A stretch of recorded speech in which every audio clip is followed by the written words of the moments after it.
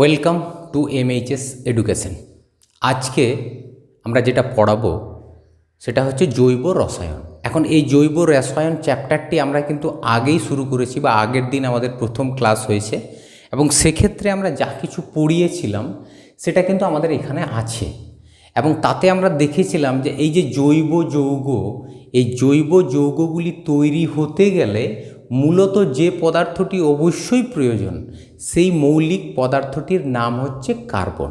এবং আমরা এটাও দেখেছি যে কার্বন সমযোজ্যতার দ্বারা অন্য সমস্ত মৌলের সঙ্গে যুক্ত হয়। সেখানে আমরা বলেছিলাম যে কার্বনের কিন্তু চারদিকে চারটি হাত, এই চারটি হাতের দ্বারা কার্বন মৌলটি অন্য কোনো মৌলের সঙ্গে সমযোজ্যতা দ্বারা যুক্ত হতে পারে।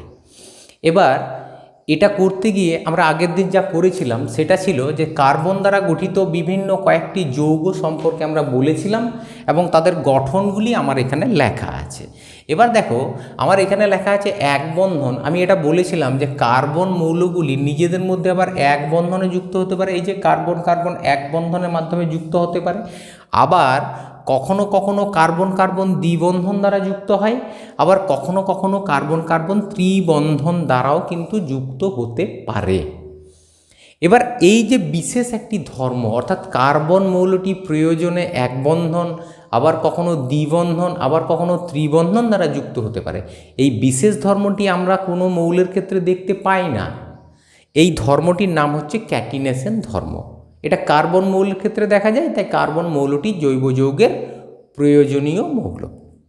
এবার আজকে যেটা পড়ব সেটা হচ্ছে, মনে করো আজকের আমাদের পড়ার বিষয়টা ধরো হাইড্রোকার্বন। এটা এখন দেখো এই যে হাইড্রোকার্বন, এই কথাটির ভিতরে আছে হাইড্রো অর্থাৎ হাইড্রোজেন আর কার্বন, অর্থাৎ হাইড্রোজেন আর কার্বন মৌল নিয়ে যে যৌগগুলি গঠিত হয় তাদেরকে বলা হয় হাইড্রোকার্বন। অর্থাৎ এখানে দেখো সমস্ত যৌগ যতগুলি লিখেছি আমি এখনও কিন্তু নাম লিখিনি, আমি নামগুলি পরে তোমাদেরকে বলবো। এখানে যে যৌগগুলি আছে তাদের কিন্তু কার্বন এবং হাইড্রোজেন এই দুটি মৌল দ্বারাই তারা গঠিত হয়েছে। সুতরাং এগুলিকে আমি কি বলবো? হাইড্রোকার্বন, কেননা এরা হাইড্রোজেন আর কার্বন নিয়ে গঠিত হয়েছে। এবার এই হাইড্রোকার্বন কিন্তু দুই রকমের। কি রকম দুই প্রকার? না, এক প্রকার হাইড্রোকার্বন হচ্ছে সম্পৃক্ত হাইড্রোকার্বন, আর দ্বিতীয় প্রকার হাইড্রোকার্বন হচ্ছে অসম্পৃক্ত হাইড্রোকার্বন। এটা একটা সম্পৃক্ত, একটা অসম্পৃক্ত। এবার এটা আমরা বলে নিই সম্পৃক্ত অসম্পৃক্ত কি না। আমরা জানি যে সম্পৃক্ত মানে হচ্ছে কোনো আমরা দ্রবণে পড়েছি, কোনো একটা দ্রবণের ভিতরে যতটা পরিমাণে দ্রাব থাকা প্রয়োজন। আমি যদি উদাহরণ দিয়ে বলি যে এক গ্লাস জলের ভিতরে যতটা চিনি থাকা প্রয়োজন, যদি ততটা পরিমাণেই চিনি থাকে তাহলে সেটা হচ্ছে সম্পৃক্ত দ্রবণ, আর যদি তার থেকে কম পরিমাণে চিনি দ্রবীভূত থাকে তাহলে সেই দ্রবণটিকে আমরা বলি অসম্পৃক্ত দ্রবণ। এখন এখানে দেখো এই যে কার্বন মৌলটির চারটি হাত, তাহলে চারদিকে চারটি মৌলের সঙ্গে যুক্ত হয়েছে, আর কোনো মৌলের সঙ্গে যুক্ত হওয়ার এর ক্ষমতা নেই। এর যত মৌলের সঙ্গে যুক্ত হওয়ার ক্ষমতা সমস্ত মৌলের সঙ্গে যুক্ত হয়ে আছে। এক্ষেত্রে দেখো এই যে কার্বন কার্বন এরাও কিন্তু যতগুলি হাইড্রোজেনের সঙ্গে যুক্ত হওয়ার কথা ততগুলি হাইড্রোজেনের সঙ্গেই কিন্তু যুক্ত আছে, এর থেকে বেশি হাইড্রোজেনের সঙ্গে যুক্ত হতে সে পারবে না। তাহলে এই কার্বন কার্বনের এক্ষেত্রেও কিন্তু চারটি হাত ব্যবহৃত হয়েছে, যার মধ্যে একটি হাত কিন্তু নিজেদের মধ্যে যুক্ত হওয়ার জন্য কাজে লেগেছে, বাকি তিনটি হাত হাইড্রোজেনের সঙ্গে যুক্ত হয়েছে। তাহলে এক্ষেত্রে এই যে দুটি যৌগিক পদার্থ আমি লিখেছি, এটা একটা CH4 আর এটা হচ্ছে C2, আর H হচ্ছে 3 3 6 মানে C2H6। এই যে যৌগিক পদার্থ দুটি, এদের ক্ষেত্রে কার্বন পরমাণু যতগুলি হাইড্রোজেনের সঙ্গে যুক্ত হতে পারে ততগুলি হাইড্রোজেনের সঙ্গে যুক্ত হয়ে আছে। তাই এই দুটি পদার্থ হলো সম্পৃক্ত হাইড্রোকার্বন। এবার তাহলে অসম্পৃক্ত কোনটা?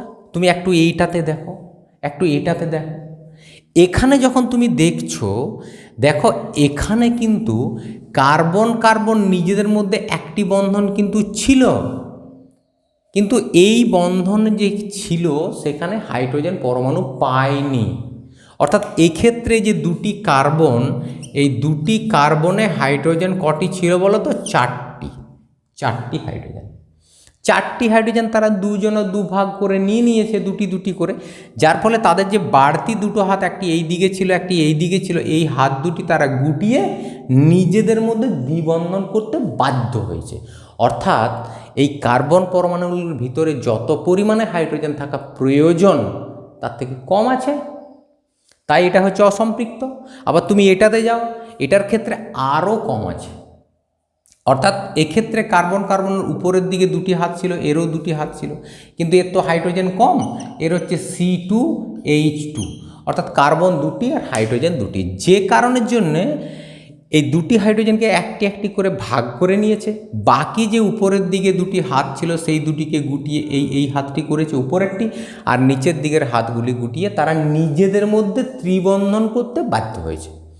সুতরাং এক্ষেত্রে কার্বনের ভিতরে যতগুলি হাইড্রোজেন থাকার কথা তার থেকে কম আছে, তাই এটা হচ্ছে ত্রিবন্ধন এবং এটা হচ্ছে অসম্পৃক্ত হাইড্রোকার্বন। তাহলে বোঝা গেল, অর্থাৎ যখনই তুমি দেখবে দ্বিবন্ধন বা ত্রিবন্ধন, তার মানে হাইড্রোজেনের সংখ্যা কম আছে, তাই এগুলি হচ্ছে অসম্পৃক্ত, আর এক বন্ধন থাকলে হচ্ছে সম্পৃক্ত। তাহলে সম্পৃক্ত হাইড্রোকার্বন কোনগুলো? এগুলো CH4, এটা C2H6, 3 আর 3 6। অসম্পৃক্ত কোনগুলো? C2H4, C2H2। অসম্পৃক্ত হচ্ছে C2H4, C2H2, এগুলি হচ্ছে অসম্পৃক্ত। বোঝা গেল এটা হচ্ছে সম্পৃক্ত এবং অসম্পৃক্ত হাইড্রো